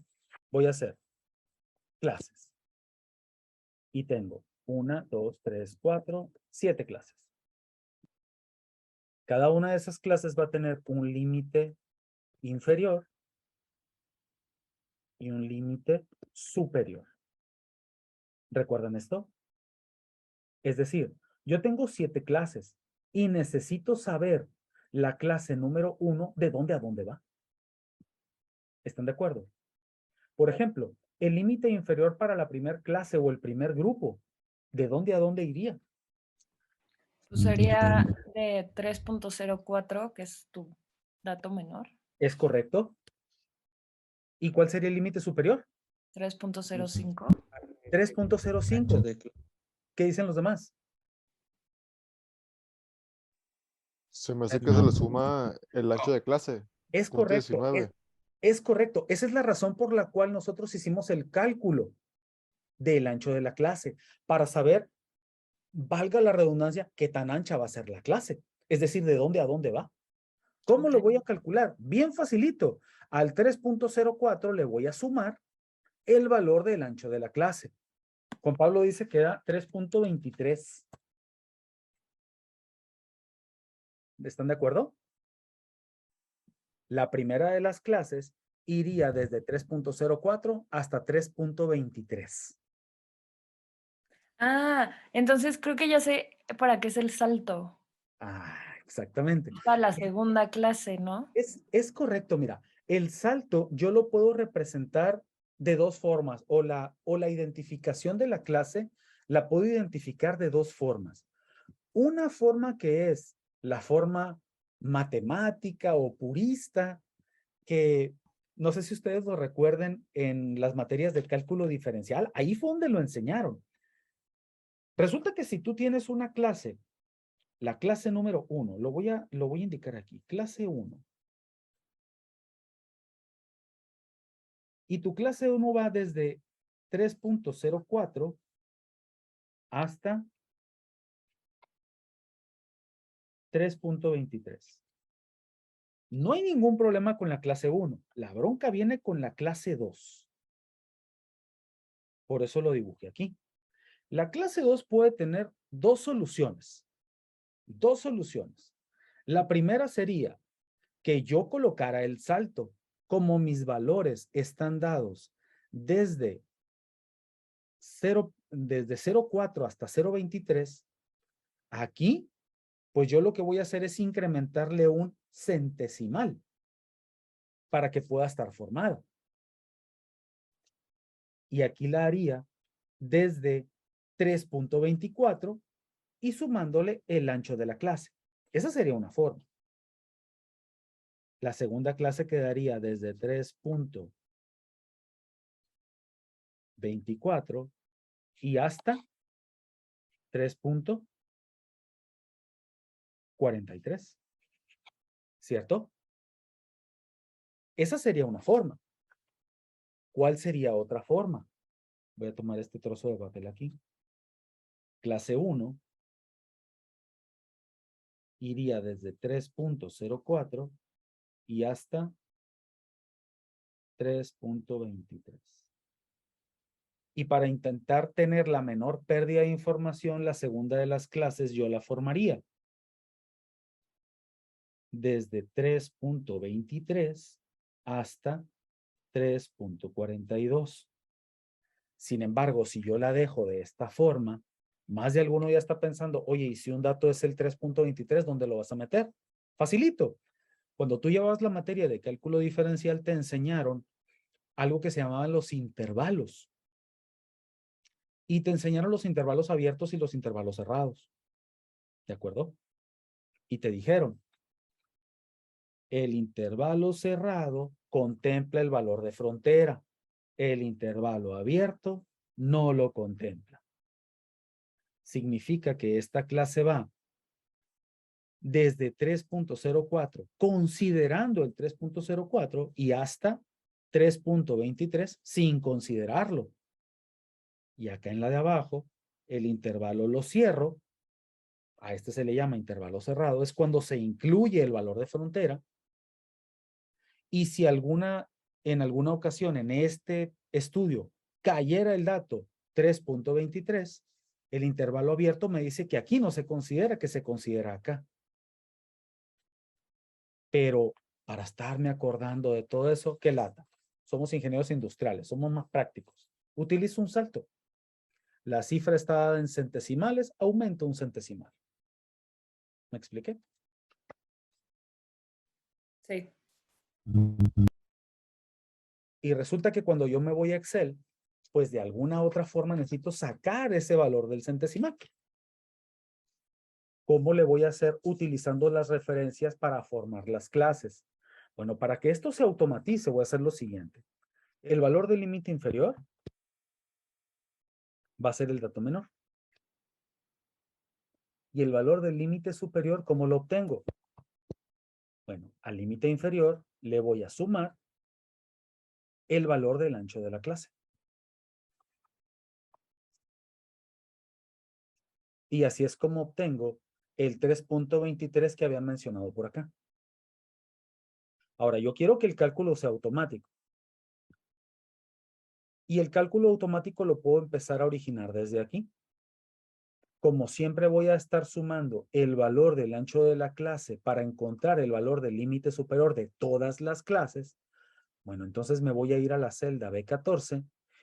¿Y alguno de ustedes sabe cómo se fija el valor de una celda? Sí. ¿Cómo se fija, Max?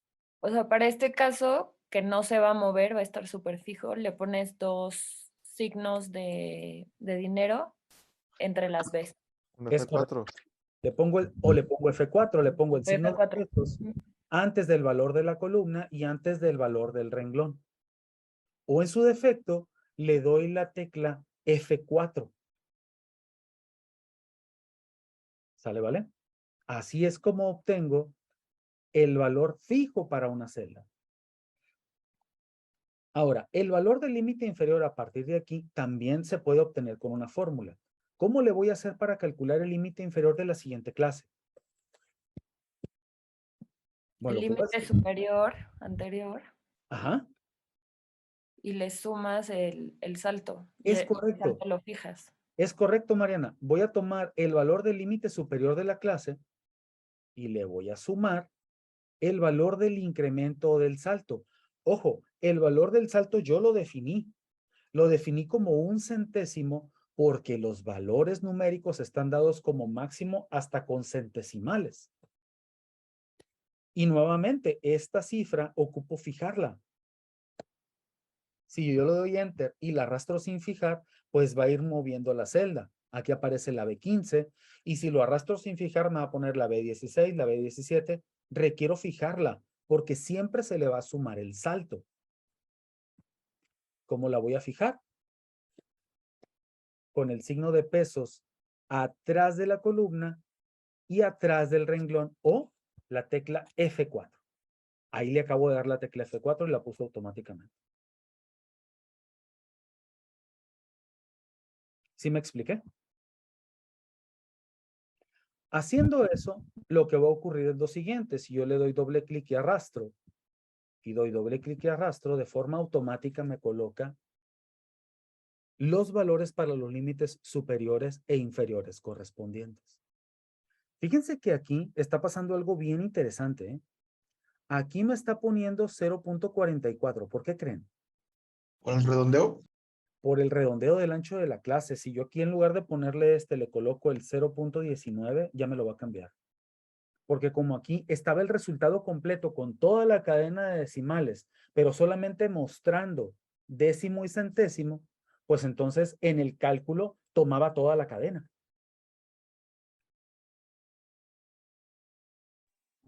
Ya lo cambié y ya quedó ajustado. ¿Perdón? Solo estaban escondidos, pero lo seguían utilizando en el Sí, cálculo. estaban ocultos, pero lo sigue utilizando para los cálculos. Ahora, un dato interesante que requiero es el de la frecuencia. Y cuando estés haciendo el examen de manera presencial, pues es el más engorroso de determinar, porque, por ejemplo, necesitamos la frecuencia, es decir, ¿cuántos de los 46 datos que yo tengo aquí caen en la primera clase? ¿Cuántos en la segunda? ¿Cuántos en la tercera? ¿Y cuántos en todas y cada una de ellas? Por ejemplo, en la primera, ¿cuántos caen? Híjole, pues tengo que ver dato por dato, ¿no? El 3.04 iba 1, y como llega hasta el punto 23, aquí va uno, aquí va otro, a ojo de buen cubero aquí va otro, y ya me dio flojera. Entonces, ¿qué vamos a hacer? Para eso tenemos la herramienta del Excel. Voy a seleccionar las 7 celdas donde van a caer las frecuencias y voy a buscar una función con un if, ¿no? Me dice Arturo, sí se pudiera, pero es mucho más chamba para construirlo. Lo que voy a hacer es lo siguiente. Excel tiene una función que se llama frecuencia. Y esa función depende de 2 parámetros. Uno de ellos es el conjunto de datos. Es decir, si ustedes observan, yo necesito calcularle la frecuencia a toda esta información y necesito clasificarla. Uno de los parámetros son el total de los datos. Y otro parámetro se llama grupos. Este parámetro básicamente me va a dar el tope del conteo. Es decir, primero le voy a definir el total de datos que quiero que me cuente y como lo estoy colocando sobre la primera celda, al seleccionar el grupo, lo que yo voy a hacer es seleccionar el valor del límite superior. En otras palabras, con la función lo que yo le voy a decir es, tómame todos estos datos y cuéntame todos aquellos que sean o menores o iguales hasta el 3.23. Eso es básicamente lo que va a hacer la función. Ahora, como yo seleccioné todas las celdas, pues quiero que me haga exactamente lo mismo para todas ellas. ¿Cómo funciona este comando? Bueno, el primer parámetro se llama datos. Yo lo que voy a hacer es seleccionar todos los datos. Voy a separar por una coma y ya me habilitó el otro, mira, el de los grupos. Y en el de los grupos, como yo seleccioné toda la columna de frecuencias para todas las clases, lo que yo voy a hacer aquí es seleccionar todos los valores de los límites superiores. ¿Para qué? Para que cuando me haga el conteo por cada clase me cuente como tope hasta el valor del límite superior. Al cerrar, lo que hace es eso. Y ya tengo los valores de frecuencia de todas las clases.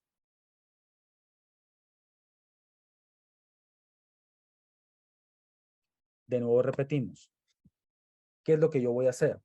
Selecciono todas las celdas donde quiero que me haga conteos. Tengo 7 clases, selecciono las 7 celdas de cada clase. Con las 7 celdas seleccionadas voy a dar la tecla igual y voy a anotar la función frecuencia. Al encontrar la función frecuencia y seleccionarla, me pide 2 parámetros. Uno, el conjunto de datos. Lo voy a seleccionar. Separo por una coma y luego me pide los grupos. Los grupos son los topes de conteo. Esos topes de conteo los dan los límites superiores de cada clase. Selecciono, cierro paréntesis y al dar Enter hace el conteo. Estos valores que acabo de obtener aquí son los que me van a permitir formar mi histograma. Para hacer la formación del histograma, ¿qué voy a hacer? Voy a seleccionar los datos de las clases y de forma simultánea voy a seleccionar las frecuencias.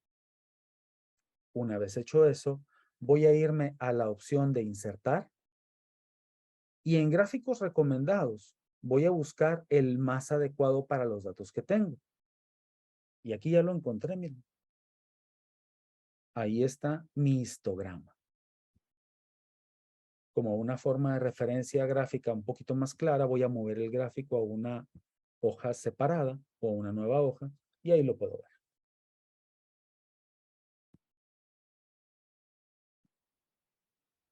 Vamos a colocar un poquito más grande los números que me van a indicar el número de la clase. El valor que está hasta la izquierda me indica la frecuencia. Y el Excel, pues es bien buena onda. Al seleccionar cada barra debe darme el total de la información y si no me lo da, lo puedo sacar. Agregar etiquetas de datos y ahí los tenemos para cada una de las frecuencias.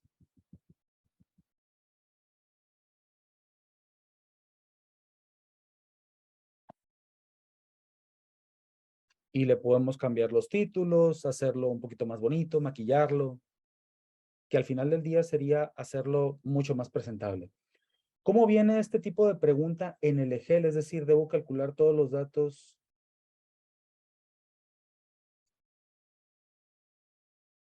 Y luego nos dan una opción de gráfico y debemos seleccionarlo. Es una pregunta directa y debemos dibujar el gráfico. Dibujar el gráfico no te van a pedir que lo dibujes porque al momento de calificar la hoja de reactivos no está habilitado para diagramas. Te va a pedir calificar o seleccionar una determinada opción de respuesta. Creo que ya habíamos mencionado que eran 3 opciones de respuesta.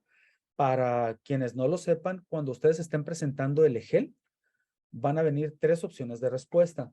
Dándole, sí, en efecto, Arturo, es de opción múltiple.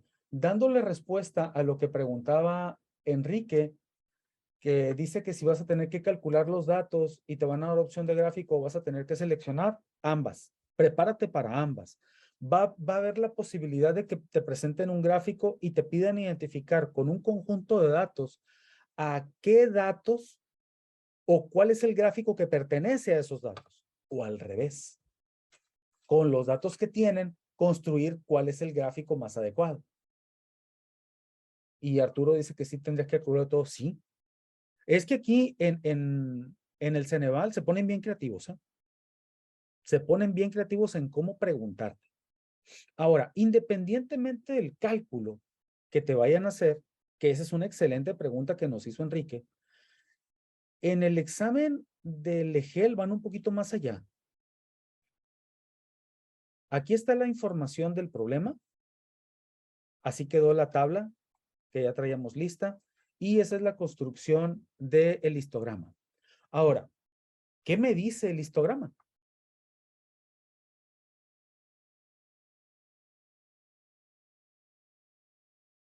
¿Ya lo estamos viendo? Hay la clase 3. ¿Perdón? Que la clase 3 es la que tiene mayor frecuencia. La clase 3 es la que tiene mayor frecuencia. Esto es lo que me dice. Que la frecuencia está cargada a la derecha, a la izquierda. Esa respuesta es muy buena. Que los datos están cargados hacia la izquierda es una buena respuesta esa. ¿Qué dicen los demás? Los escucho. No les dice nada. Voy con la teoría. ¿Recuerdan lo que es un dato atípico? Sí, ¿Qué es aquellos salen del promedio o de los límites. ¿Hay algún dato atípico en este problema? Pues, de la clase. Sí hay. ¿Cuál es, hijo? El que cae en la última clasificación. Ok. Ahora, voy a regresarme un poquito. Ahí está el problema. Leámoslo rápidamente. ¿De qué se trata el problema? Una empresa está rediseñando los tiempos de llegada y salida de sus autobuses. En particular, se tiene el problema de establecer el tiempo de recorrido entre 2 ciudades. Y ahí están los tiempos de recorrido. Básicamente, el histograma que queremos analizar es de tiempos de recorrido. Esto que aparece aquí es la gráfica de los 46 recorridos. De entrada, ¿qué se puede observar?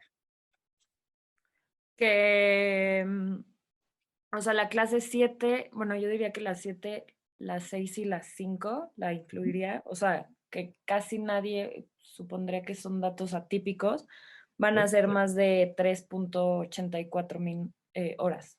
Ok. Ahí está una respuesta de Mariana. ¿Qué dicen los demás? ¿Qué rollo con este?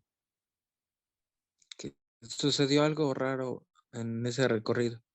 ¿Qué pasó, Víctor, aquí? Se demoró más. ¿Qué pasó? Vaya. Se le Algo. ponchó una llanta.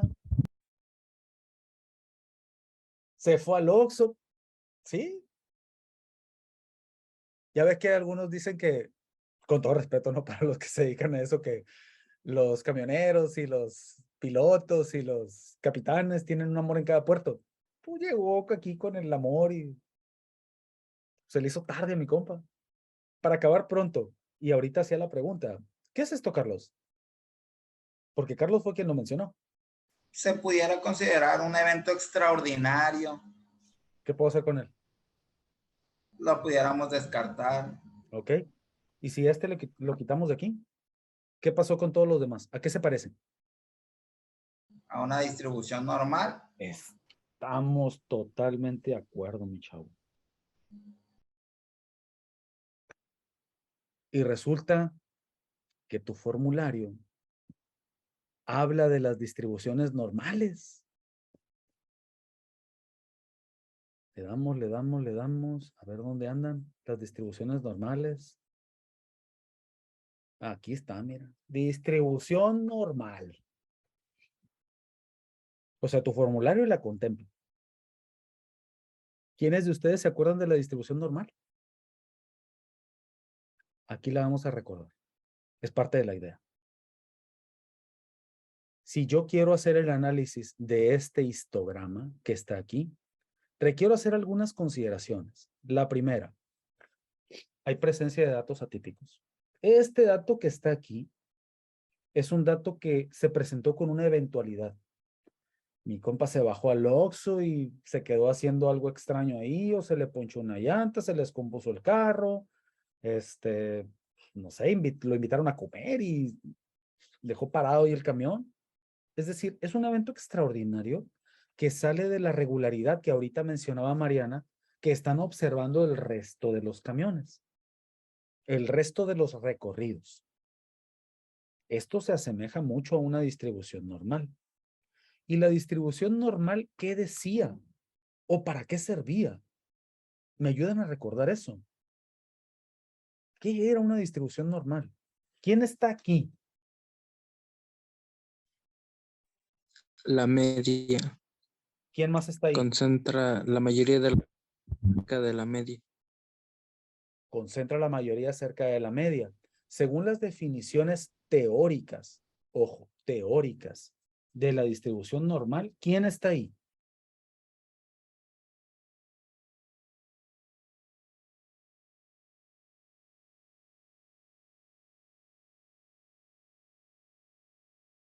Ahí está la tendencia central de todos los datos.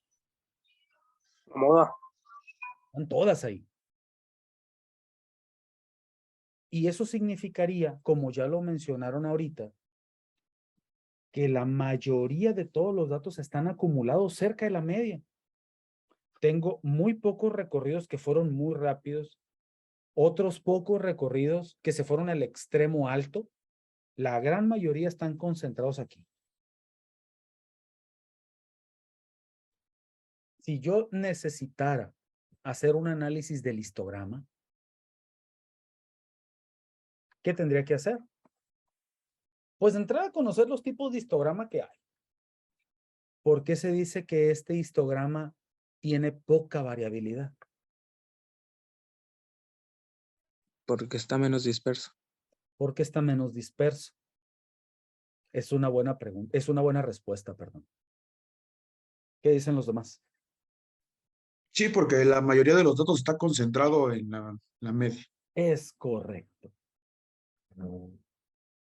Un histograma con poca variabilidad se pudiera ver como un histograma puntiagudo, ¿no?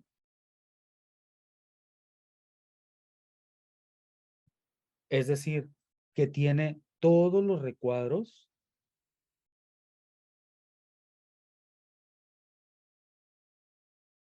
y el que se presenta con la mayor frecuencia está aquí en el centro. Por lo general, los histogramas de baja variabilidad describen curvas puntiagudas. ¿Qué pasa si la curva es una curva chata con el histograma?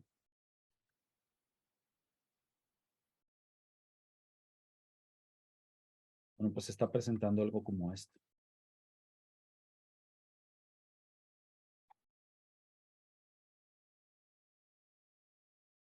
Si bien es cierto, tiene la forma de una curva normal, resulta que todas las barras o todos los elementos analizados en ella, pues observan frecuencias elevadas, mira. A este se le puede decir de alta variabilidad y a pesar de ser simétrico, es decir, que tiene forma de curva normal, muchas de las clases tienen frecuencias elevadas. Este se le conoce como un histograma de baja variabilidad o de poca variabilidad, porque aquí predomina una. Y en esa una se concentra la mayor parte de los datos o la mayor parte de la información que yo tengo. Cuando es asimétrico, quiere decir que observa un dato, un conjunto de datos con una frecuencia elevada, pero se observa sesgado. Se observa sesgado, ya sea a la derecha o a la izquierda. El sesgo a la derecha significa que hay poca concentración de información hacia ese lado. El sesgo hacia la izquierda significa que hay poca concentración hacia ese lado. Y se llama asimétrico porque no está montado sobre el centro. Tengo la presencia de una clase o de 2 o de 3 clases que observan una frecuencia elevada y que, si bien es cierto, marcan una tendencia, no están colocados sobre el centro. ¿De acuerdo? Y tengo otros histogramas más llamados histogramas asimétricos uniformes. Asimétrico porque no observa la tendencia de la curva normal y uniforme porque la mayoría de las clases que se formaron tienen niveles muy parecidos. Uno que es interesante analizar es un histograma multimodal. Aquí, por ejemplo, un evento de tu vida cotidiana que pudiera ser analizado como un histograma multimodal son las horas pico en una avenida. ¿Sale? Tienes horas pico, por ejemplo, se me ocurre, ¿no? Por la avenida Álvaro Obregón, ¿a qué horas? A las 8 de la mañana, a las 2 de la tarde, a las 7 de la tarde. Ahí es donde tienes la mayor concentración de coches. Y las horas que son aledañas a esas que acabo de mencionar, observan poco comportamiento o un comportamiento más bajo que ese. ¿Sale? Ahí tienes 7 comportamientos de los histogramas. Ya para terminar la sesión de hoy, quisiera mostrarles que dentro de la plataforma tenemos disponibles los materiales para que ustedes se vayan preparando y les voy a mostrar cómo es que ustedes la van a ver. Una vez que ya les demos acceso a todo el material que hemos preparado para ustedes, lo van a poder observar de la siguiente forma. Las guías y formularios van a estar sobre el encabezado. Todo el material necesario para que ustedes se empapen del examen que van a presentar, si es que lo están haciendo por primera vez, aparece ahí. En este apartado que aparece en segunda posición están las presentaciones. Las que aparecen en este momento son las del curso anterior que vimos en marzo. Estamos haciendo la actualización. Sin embargo, ahorita ya están disponibles materiales para que ustedes vayan avanzando. Y en la parte inferior aparecen las ligas de todas las sesiones grabadas, de las 15 sesiones grabadas que vamos a tener, las 12 formales y las 3 especiales que vamos a preparar. De acuerdo. De nuevo, estas ligas que aparecen aquí son las de los videos anteriores, las del curso anterior. Van a estar también disponibles para ustedes para que no las anden buscando. Si se les perdieron en el celular, bueno, pues ya lo van a tener disponible también para que lo puedan consultar. Chicos, pues si no tenemos más preguntas, la verdad un placer que tengan la confianza en nosotros para ayudarles en la preparación. Esta es la primera sesión. Mañana continuamos con los temas que nos hicieron faltas. Hoy vimos 5 de las herramientas, me quedan las más chonchas, las que también sabemos que vienen, que son el diagrama de dispersión que tiene pegadito ahí el tema de regresión lineal simple con mínimos cuadrados y las cartas de control con todos los indicadores. ¿Sale? Vale. Entonces, sin más por el momento, un gusto haberlos saludado.